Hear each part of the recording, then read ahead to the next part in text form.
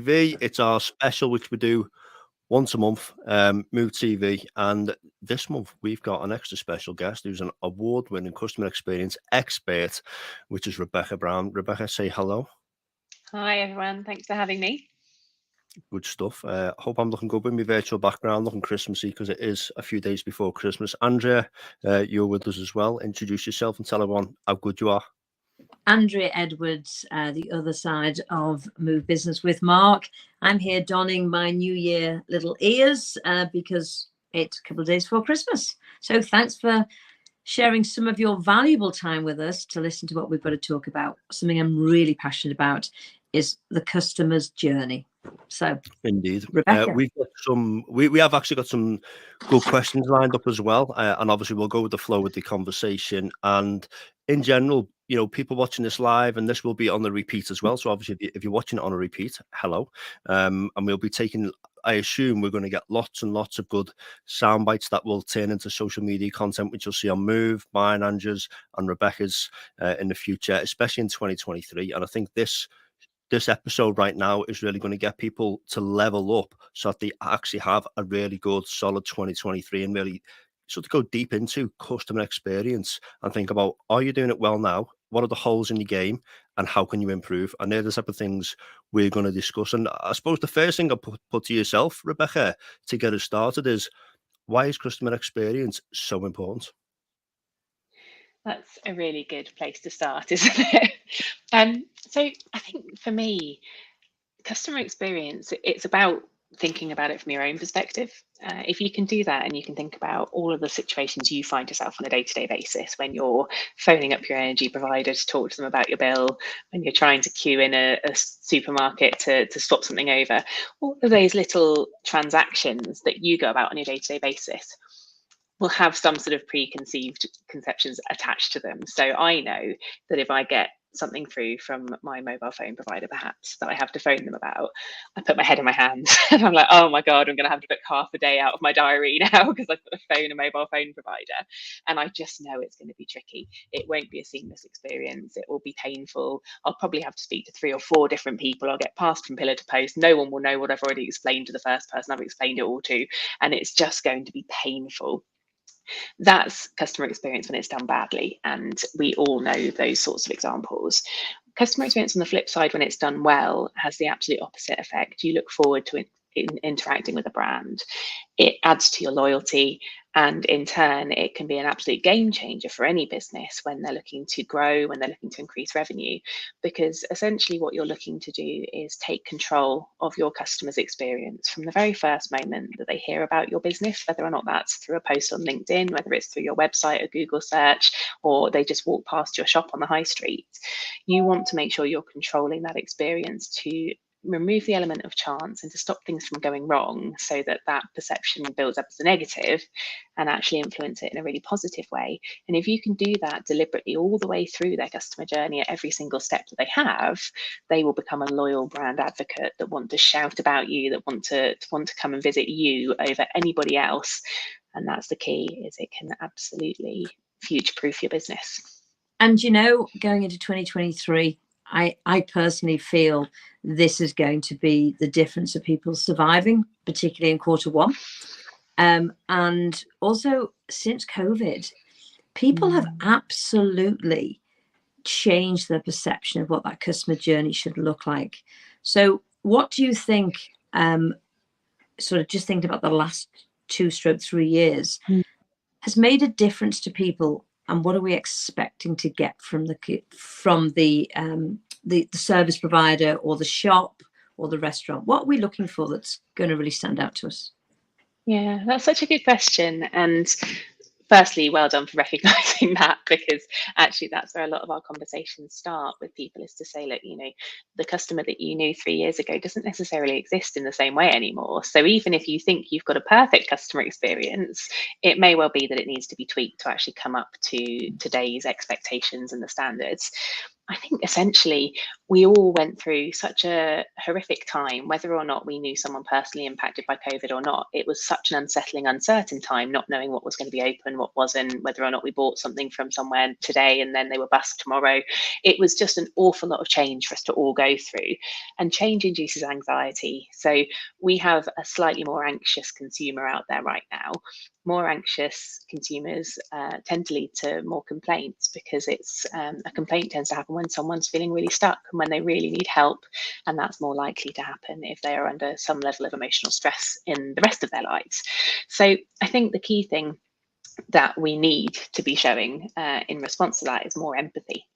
We need to understand our customers. We need to understand where they're coming from, what's driving any of their concerns, and then use any of those concerns that come through to us to actually proactively improve the customer experience, to understand that actually a very, very small percentage of customers will ever raise a complaint. So if you are lucky enough to receive a complaint, then you can use it as gold dust to power your customer experience transformation, because you can assume it actually probably represents more than just that one person, and therefore you can say, well, hang on a minute, if this one person's experiencing this pain, how many others might be? What can we do to improve it? What can we do to make sure that complaint never comes through again? Love that. And I mean, when you say that, it makes me think of you go onto somewhere like Amazon.com and it sells so many products and services on there. If you look at the reviews, not many people do this, but if you just tap on the 1-star reviews and look through the list, you can get an idea of what people are complaining about, and then think, I can just make sure I don't do any of that. That's at least put me right up in the top anyway. Are there any other tips you've got where you think you can learn from other people's mistakes? Yeah, I mean, that's a really astute observation, to be honest with you. We do customer experience training for both frontline customer staff and behind the scenes people who maybe don't always think that they're involved in the customer journey. So finance teams, IT departments, etc. And a huge chunk of that is looking at the common themes between good and bad experiences, because they all are pretty simple. It's not rocket science. And that's the thing that we like people to know as much as possible, is that this isn't difficult. It's just that when you're busy and when you're delivering and you're constantly on the go, you have less time to sit back and reflect. And that's where the sort of the problems come in. But actually, what you want as a customer is quite often what your customers all want as a customer. They want openness, they want transparency, they want integrity and honesty, they want to feel listened to and heard. So you can absolutely do exactly what you've just said and look at similar brands, what their complaints might be about, even look at different brands that are completely outside of your wheelhouse and see what they're dealing with, because just because they're not working in your industry doesn't mean that they might not share some commonality with your customer base. And if you don't get lots of complaints yourself, then that's probably a really good thing. But actually, because we know so few people will be motivated to complain, it's not necessarily safe to just assume that because you've not heard anything, everything's fine. So yeah, looking at the people, learning from them, and just making it as easy as possible for your customers to reach out to you for help is really kind of key.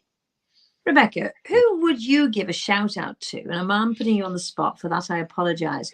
Who has excelled in customer service or has given you such an experience that you yourself have been wowed? So if the average person has a barometer of what they want from customer service there, if you're in customer service or in retail, you can have a higher barometer and you expect more. So true. But I think your barometer must be up here. So if they're going to get a shout out from you, they are 0.001%. Who are they? Yeah. Do you know what? You're so right. And this is why I even got into customer experience in the first place, because I've always been hypercritical of service experiences and actually felt so frustrated with them that I thought I'd like to just be able to do something about some of these. But it's rare that I come across one that I think is perfect in every way. We have had the pleasure of working with some phenomenal organisations in the last 12 months who actually were already doing so many things right and were so impressive. So Mobile Mini, one of our customers, they sort out storage facilities and site storage, site office units. So it's not even a particularly glamorous industry, but they really care, and that goes through every single employee. So we did training with their transport drivers who'd never really had customer experience training before, and they were just all about what can we do, how can we make it easier, how can we listen to people more. And I think that that's a really, really good sign of a culture that's just built around the customer. Yeah. I think if we look at sort of slightly more sort of famous examples, then Octopus Energy are a fairly young energy company in the grand scheme of things. They've probably only been around for about 10 years. But again, they really do care. They've got so many customer experience initiatives that they're constantly working on it. It's a constant evolution for them. It's not a one and done project. But they're also really transparent. So they will quite happily publish their complaint statistics. And even if they've had a bad month, they still publish that. And they say, look, actually it wasn't so great, but we're going to do better. And I really respect that. Indeed. It's, when you said before about listening to customers, like what they're telling you, listen to feedback, and what their life looks like and what they're expecting. It leads me to something here.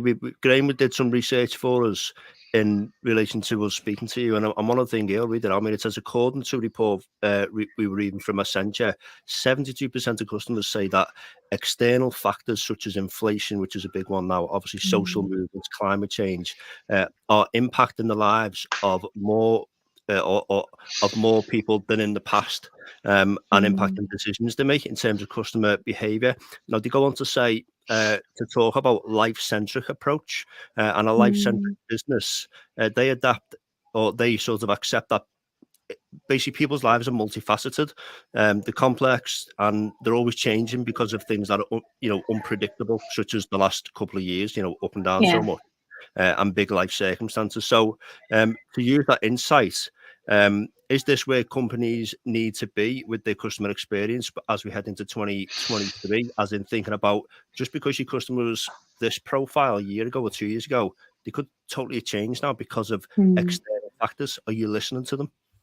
Yeah, and I think that's, for me, that's always been the case. So customer experience should be an evolution. It should be a continuous change program where you continually look at your customer journeys to say, are they still working? Has anything changed? Has technology evolved? Could we be now offering a smoother transition because there's now a new software that can help us with that? There are so many constantly changing factors like customer expectations, the technology available, best practice. Best practice isn't something that sits within your industry. Our customers compare us to the best practice that they receive in their day-to-day lives. So we're not necessarily being compared to our direct competitors. We're being compared to the very best experiences out there. So when someone sits on their sofa and they turn on Netflix and they can very easily find something to watch because it remembered what they watched yesterday, that level of convenience has to be replicated in everything that we're doing elsewhere. So it's a pretty tough playing field at the moment. But I think as long as you're aware that you have the potential for your customers to change what they're expecting of you, and you have a way to regularly tap into them, you'll never fall behind. It's sort of almost saying, look, let's remove the element of assumption. Let's say we might be experts in our industry, but we're not necessarily experts in our customers, because even myself, I don't always know what I want. That changes regularly. So how can we expect our customers to stay consistent all the time when we're always changing? But having feedback in place that's so simple and so easy that people can access it anytime they want to. It's not just about pushing out surveys twice a year. It's about enabling a perpetual link to feedback, so that someone can feedback at a time and in a way that feels really convenient for them, should mean that you always hear from your customer and can then use those insights. So something you said earlier was change induces anxiety. So this is something I'm really have a lot of knowledge about, and I'm quite passionate about. I opened a coffee shop over 10 years ago, and we were next door but one to a Costa Coffee. All the research told me that, and people told me they wanted an independent on the high street. I've got nothing against the big brands, by the way, but there's a balance for everybody to be on the high street. So we opened up, and I practice NLP, by the way, so I'm a master practitioner in NLP, so I understand behaviors and all that type of stuff. So we stood outside and offered everybody a free coffee. People would still walk past me and go and spend £3 at Costa. So this went on for a while. And in the end, I went to a professor at Liverpool University, a professor of retail and behaviour. And astonishingly, that's when I learned about change induces anxiety. So the person walking along the street is really happy to go and stand in Costa Coffee in a queue, because part of the experience is the queue, because they expect it. And then while they're in that queue, by the time they get there, they know they're going to have a soy latte with vanilla. And when they walk away and they spent £3.60, they know what they're going to get. By coming into me, they didn't know if they're going to like the coffee. Even though it was free, they didn't know if the taste was going to be right. What happens if they couldn't understand the menu board? What happens if they had to think whilst they were standing on their phone and there was no queue? Yeah. So from a customer experience point of view, what would you be advising people who are up against some of the big companies? So that's the best thing about customer experience, is that it can be where you absolutely differentiate yourself from these big companies. You don't have to worry about being the little guy. We started our business just before the pandemic, about 3 months before the pandemic hit, and we thought, oh God, pandemic, what have we done? My husband and I both put all our eggs in one basket. Neither of us were working for anyone else, and we thought this is going to be terrible. And 3 years later, we've worked with Save the Children, we've worked with international brands, because it doesn't matter what size you are. It matters how much you care, how much you're listening to what people want, and how much value you deliver. So I think the key thing for me is that get to know your customers and get to know what they want and be responsive to that. Don't be afraid to innovate. So customers might know what they want because they think they know what's available, but actually if something better is available, don't be afraid to educate them on that and say, look, what about if we could meet your needs, but take a different route to meeting your needs? And it's essentially about keeping them as so much in the loop, because I suppose the conundrum you have is that in any kind of customer experience change program, there's going to be some change. And because we know change can make people feel unsettled, the more of a heads up that you can give people as to what might change, when it might change, the more communication you can give people so that they can visualize what that might feel like, the better it will be. So I kind of think back to just after COVID, when everything opened up first time. So I went to the hairdressers, and for me, going to the hairdressers isn't just about getting my hair done. It's a bit of relaxation. It's a real experience. It's a pick me up. It makes me feel better about everything. And even though logically I knew COVID had happened, I knew that everything had changed, I hadn't connected the dots as to what that would mean for my now hair experience. So I went to the hairdressers and obviously had to keep a mask on all the way throughout, wasn't offered a coffee or a tea like I normally would be, wasn't even able to use the toilet. So I was there for sort of 4 hours without any drink, without able to go to the toilet, and feeling like, oh my God, this is actually really stressful now, because I feel really dehydrated and need the loo at the same time. It's a real conundrum, like how are those two things possible? But whatever the case is, as a consumer, logically I should have known all of those things would be the case. I just didn't. And so if someone had just said to me, when you book your appointment, here's what to expect, I'd have walked in there with my expectations managed, and I wouldn't have felt quite so alarmed by all of the changes that I'd seen. So expectation management is really, really key. Love that. You just reminded me as well about I was thinking about the concept of we say customer experience and customer service and stuff, and we think customer as in someone that's paying us money. But what about people who are not customers? And this week you're talking about the hairdressers, and I've spoken with some Move Online this week about the fact that we were going to be online with you, and that how random that this happened. But I took my little boy who's just turned 2 a month ago to get his haircut, specifically to see someone who was recommended, because great with kids. This I won't say the name because I don't want to be negative anyway, but we were stood there for over 20 minutes, nearly 25 minutes in the cold early morning, because I wanted to be there first in the queue. Some guy opened up, wasn't the female that I was expecting. He said, are you getting your haircut or your son? I said, oh, it's for me little lad, yeah. And he said, oh, you're best seeing so-and-so. I said, that's who I'm here for. He went, oh, she's not in this morning. But then I was like, okay. I said, I was told she was going to be in. Yeah, she normally is, but she's not today. It'll be this afternoon. So if you can come back. And I was like, I will. Can't come back this afternoon. What about tomorrow? He offered me tomorrow. I said, I can't do tomorrow. What about Thursday? Oh, well, she's in Thursday, but she's fully booked. And I said, I was told that we couldn't take bookings. And then at this point, I'm thinking, this is really annoying. I'm freezing cold. We've ended up not being able to get his haircut, which is meant to be this nice experience, first haircut ever. I walked away. Okay, no problem. And it made me think, I'm not even a customer of theirs yet, but the experience has put me off. And if someone ever said, oh, I'm going to go to this hairdresser's, I might say, just be careful, because you might not get what you've asked for. And it's such an important thing. Do you see this a lot with other companies where even someone that's not an actual customer makes a big impact on whether your business does well in the future?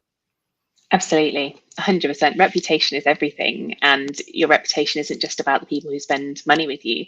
It's, the way I always explain it is that actually in any business, you have your customers who pay you money, but you also have customers perhaps who are just stakeholders in your business. So they might have something going on with you. You have employees who are your customers. So, if you are a large business and you have an HR team, the HR team have customers throughout that whole business because they're responsible for helping people get stuff done that they really need to do.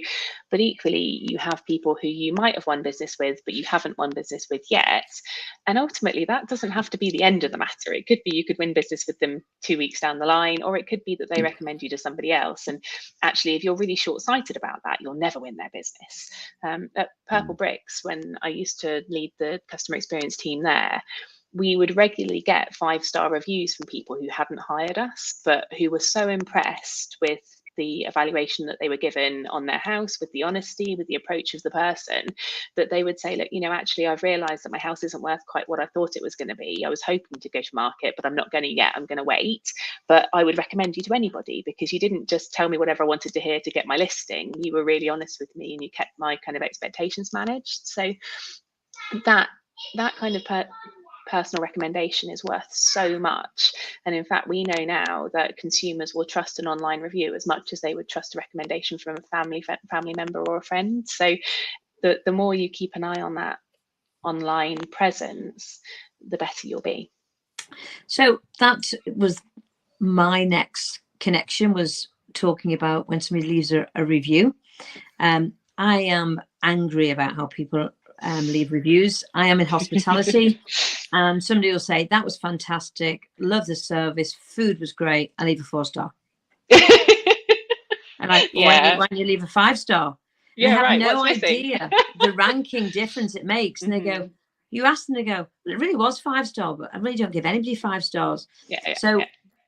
A big shout out to people out there. If you love what you get, give somebody a 5-star. 5, absolutely. But people don't.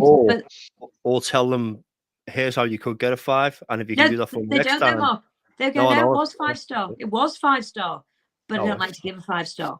So the other thing I want to always get those people, unfortunately, is the complaint journey. I would love to get your feedback on people that leave and don't give the business owner the opportunity to fix the problem. So whether it be the hairdresser, the coffee shop, the bank, and then go and make a complaint online. How do you manage that? Yeah. So, okay, the first thing I would say is that it's really important where you can to change how we look at complaints. So we're trained from a really young age to see complaints as such a negative thing. So if you think about the word complaining and some of the synonyms that you get for the word complaining, you get things like whinging, whining, belly aching, moaning. None of those are positive.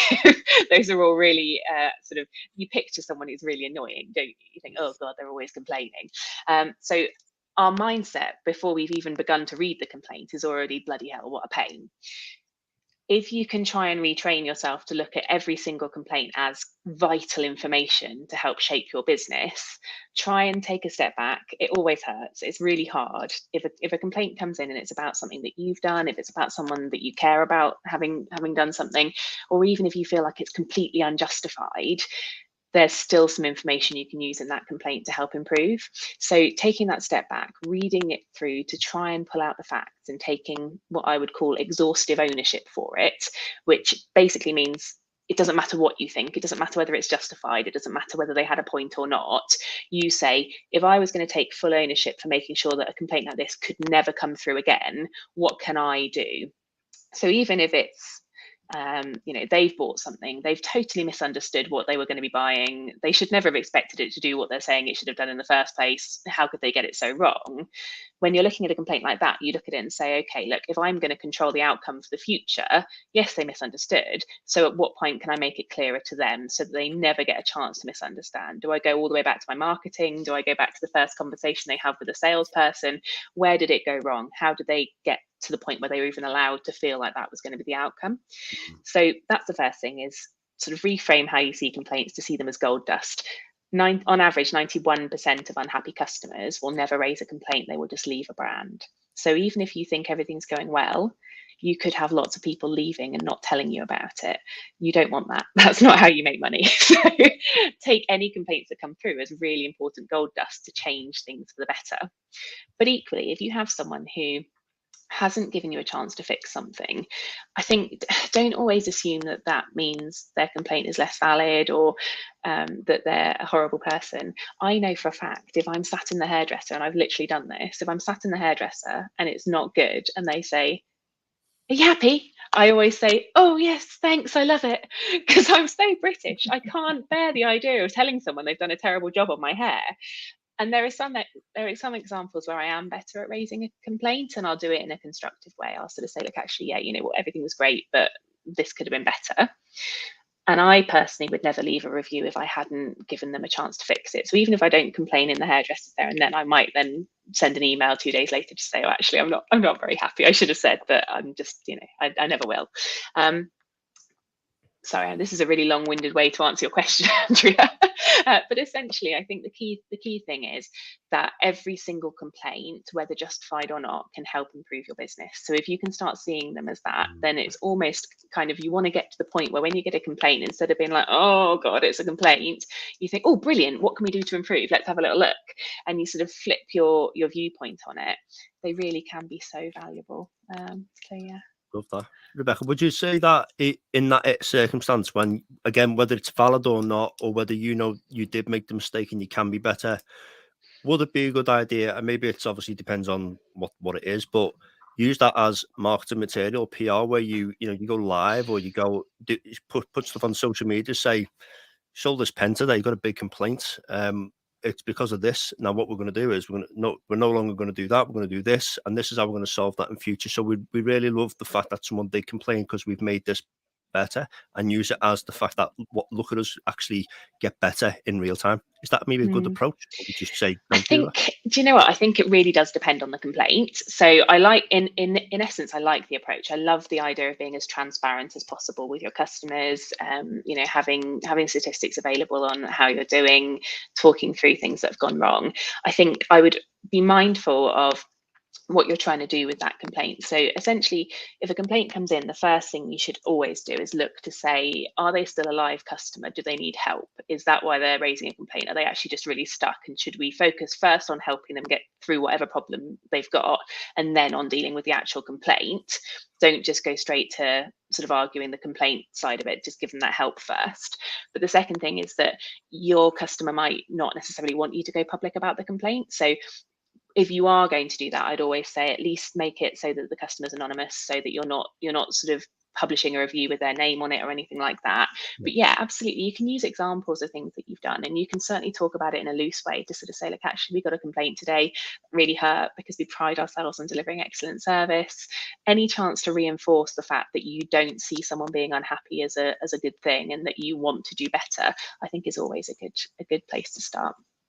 So, knowing that complaints are an addition to our knowledge of what the consumer thinks of us, and using your word gold dust, that it's feedback, however you want to put it, but it's a feedback that is absolutely needed, and it's integral for us to evolve and change and understand what the consumer wants.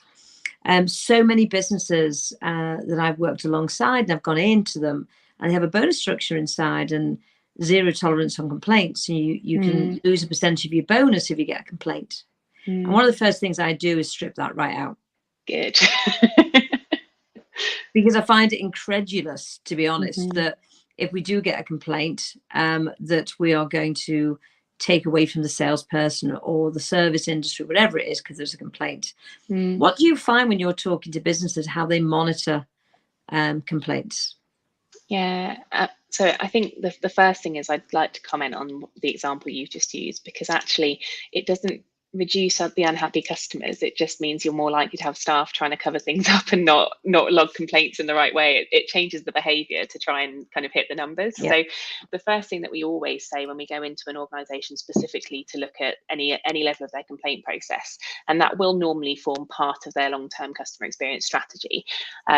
But we will always say, look, the first thing you need to do is make it as easy as possible for someone to raise a complaint, because that 91%, you want to kind of bring that down. You want to make more people able to raise something so that you know all the problems in your organization and you can start to fix them.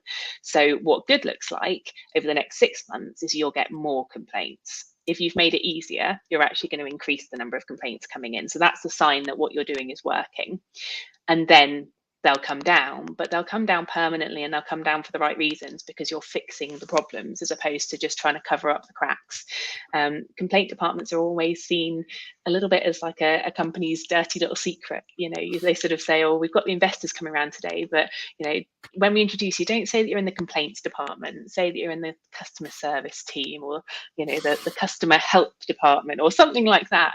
And you just think, well, why? We all know complaints are a fact of life, and if you can use them for such positive, why are we hiding them? And you know, what an awful message to send to the employees in that team, that actually we're so ashamed that you exist that we're not even going to tell people about you. You know, you want to celebrate the hard work that goes on in those departments, because they are possibly the hardest team to recruit for. It is such a soul destroying job if all you do all day is deal with any kind of complaints. So you need people who are really positive, really passionate, really enthusiastic, and really resilient. And, you know, ultimately you need to make those people feel really valued. Indeed. Conscious of time as well. We've done about 30 minutes now. I mean, we normally go max 40, between 30 and 40 minutes. So we do 1 or 2 more questions before we wrap up. One thing I was interested to, or a good observation is, you know, in Move, we always make sure we do our best to look after our existing clients. And I've seen so many businesses that they're all almost hell-bent on getting new clients, and then once they've onboarded them and they're in the system and they've sold them a product or they're selling them this monthly service or whatever, they want the next new client, and almost they forget about what they've already got. Does that play a big impact on within every industry, every sector? Are people forgetting about their existing clients? Are there any stats around it's easier to maintain or retain a client you've already got than to try and market and sell to a new client? Yeah, I mean, absolutely. Fundamentally, that is the case. There's no two ways about it. It's easy to sell to an existing client, providing that you're keeping them happy. But on top of that, on average, loyal customers spend 67% more than brand new ones. So you're not only doing yourself a disservice by trying to just focus on those brand new customers, you're actually probably hurting your bottom line as well. So it's really critical to make people feel valued. And you know, we all know how we feel when we see those adverts for like banks or whatever, where it's like, new customers get a bonus today, £250, and you think, well, I've been banking with you for 20 years, where's my £250? We all know how we feel. So I think it's key to not replicate that. And this is where we often get bogged down in the day-to-day. It's not that most businesses are trying deliberately to give a poor customer experience or trying to make new customers feel more valued than existing customers. It's that they get distracted by the targets they've been set and they forget about the people behind those transactions. So what I would always suggest is carve out some dedicated time in your week to focus on your customer experience. Even if you're not an expert in customer experience, you are an expert in how you feel and how you want to feel. So it's worth just sitting down for half an hour and thinking, you know, what's happened this week? Which customers have we dealt with? What does that look like? What's that transaction felt like for those people? And what is the message we are sending through our behavior? And if you can just put that in your diary and cement it in as part of your processes, naturally you will find that you make more empathic decisions and that you're cutting people out less. Like that. And a follow-up question as well to sort of my initial question then is, in Move, a good example is we've got Move Online, which is a membership organization. Some people stay for 3 or 4 months, some are still members nearly 3 years on, but there's lots of people that have come and go over the last 3 years. Is it easier to try and contact a previous client that's been, whether they've bought from you once, they've been an ongoing member of something you've got and then they've gone, than to try and go after new clients and new customers? Is it easier to look at that existing, or who used to be your clients, and try and resell to them than it is to gain a new client? Is there any stats around that? Where should Yeah, people well, be do you know focusing? what? So that it's not so much about stats for that, because I think it's very dependent on why they've left. If they've left because of a poor service experience, then you've got your work cut out for you. You're going to have to prove to them that you've changed drastically since they left. If they've left because it didn't fit with their lifestyle, then yes, absolutely, they're going to be so much easier because you know already they're interested in your product. We find with customer experience, all of the customers that we've brought on in the last 12 months have then gone for all of our services. So it's been far easier to sell to them than it would be to someone who hasn't come on board, because not everybody understands the importance of customer experience. It's something we really have to spend a lot of time educating people on. But actually, once we've done that education piece and they get the importance of it, it's so much easier. So yeah, focusing on your current customer base, and by extension, if you know you need to grow, focusing on people who are like your current customer base, then that's probably going to be much easier, because again, they've got something in common with the people that you're already working with. Yeah. Customer experience done right should support your sales, your marketing, everything that helps you grow your business. It's not just about looking after the people you've got. It's about making sure that you use all of that information from the happy customers to plug it into your marketing. It's about making sure your salespeople really understand the expectations that have been set in the marketing stage so that they can convert more, close more sales. There are so many positive aspects to customer experience, but I think a lot of people just think customer experience is like customer service and it's about being polite to people. So. Yeah, indeed. Andrew, have you any final questions before we start Yeah, to wrap up? I've got a bit of a chunky question, really. Ooh. The UK was always way behind the US in customer service, and we've definitely closed that gap. I was talking to somebody that's just been away at Disney, and I think most people would say that Disney is kind of the pinnacle of customer service. They've always been at the cutting edge of driving change and making sure it was a golden moment, and all really positive. When you speak to people that leave Disney now, they're a little underwhelmed on the customer service because complacency is set in. What is your thoughts on how we sit as a country versus the US, and have you done any research on that? So I haven't done research specifically on how we sit compared to anywhere else, because I'm actually a big advocate of not comparing yourself to others, but to just setting yourself the standard of being the best you can be. I think comparison can be really dangerous because you don't always know the other extenuating factors that might have gone into something looking successful. But what you do know is what you're in control of. You've got the data from your customers and you've got the information around innovations, technologies, etc. If you start comparing yourself to any kind of competition, whether that's geographic competition, whether it's the sort of industry that you're in, you can almost make yourself excuses, because you can say, oh, we're better than them at this, so that's good enough. And it's that complacency you just mentioned. You don't want to be better than someone and so that's good enough. You want to be the very best you can be. You want to be setting the standard for everybody. So aiming high, I think, is really important. The UK customer satisfaction index actually fell 4 consecutive quarters in a row just before the pandemic, and then didn't really bounce back during the pandemic, but has slowly started to improve. Even so, the state of UK customer satisfaction is really poor. We are not doing very well, and you know, there are so many more businesses waking up to the importance of looking after their customers now that I actually think that's going to change. But fundamentally, I think Disney's a fantastic example, because I don't think it's just complacency that's the problem. I think it's also how they treat their employees. If you talk to customers of Disney, previously they would have said, yeah, fantastic experience. If you talk to employees at Disney, they're like, oh my God, that was so hard. It was grueling. It was like the worst time of my life. They're so strict. They, you know, you're not allowed to go out anywhere without your costume on and blah, blah, blah.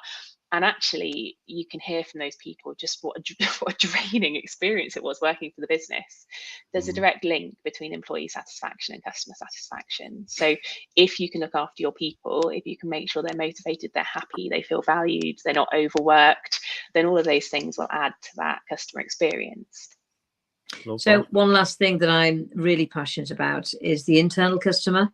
And we haven't got time to cover it today. So I very much, when I work with clients, we look after the external customer, which we've spent today talking about. But for me, the journey starts with the internal customer.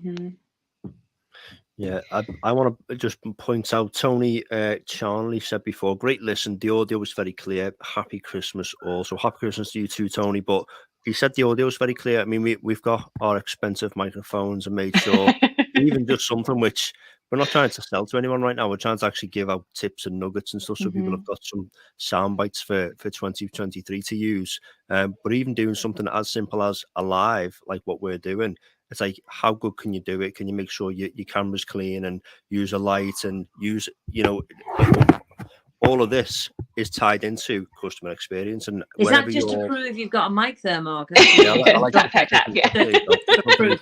It's a real one. And it wasn't plugged in before, was it, when we started? And we were like, you can't really hear you that well, Mark. And I was like, plugged it in. Like, we can hear you now. But as we are literally, we're on nearly 40 minutes now, so we will wrap up. But Rebecca, very conscious that there'll be people who might be watching now that have never they're not aware you exist until now. How can people follow you on social media? Where are you? How can people connect and see more of your content?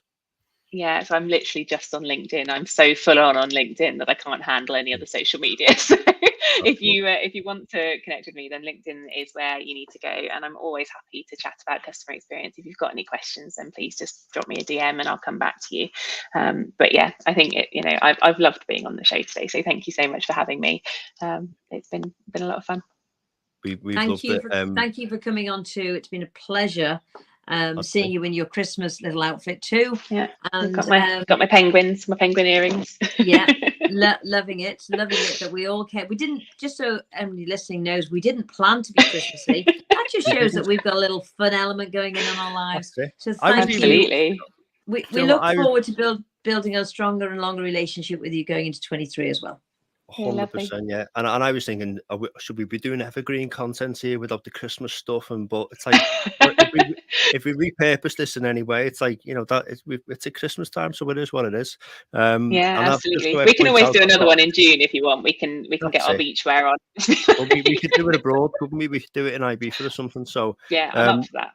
That's it. Well, guys, for those that have been watching live, we really do appreciate it, and we appreciate any sort of engagement we get with these lives. This will become a replay, obviously. Rebecca will be tagged in, and ourselves. So if you want to find more of the content and the type of stuff we're all talking about, you can follow all three of us. But other than that, we are done for 2022. It's been an amazing year so far. Move TV will continue into 2023. And we've got a good guest lined up for January already. Someone who sold the business for 1.65 billion. So they'll have a few things to teach us. But it's been amazing, Rebecca. We really do thank you for coming on literally a few days before Christmas. That's dedication. So a Merry Christmas to everyone. Any final thoughts, guys, before we bow out? Have the best time for the rest of 2022 and enjoy 23, but don't sit waiting for 23 to happen. Always be thinking about what you can do to improve your customer journey for your business.